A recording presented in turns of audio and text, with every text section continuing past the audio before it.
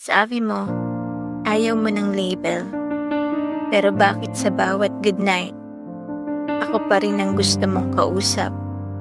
Bakit sa tuwing may problema ka, ako ang tinatakbuhan mo?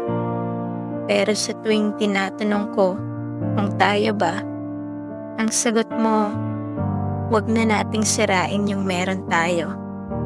Meron tayo? Anong meron? Wala naman akong karapatang magtanong. Wala akong karapatang magselos. Pero lahat ng sakit, sa akin mo iniwan. Ang tanga ko, no? Tinanggap kong kalahati lang ako. Basta may parte pa rin ako sa mundo mo. Kahit paminsan, ramdam kong wala na talaga akong lugar. Sabi ko okay lang.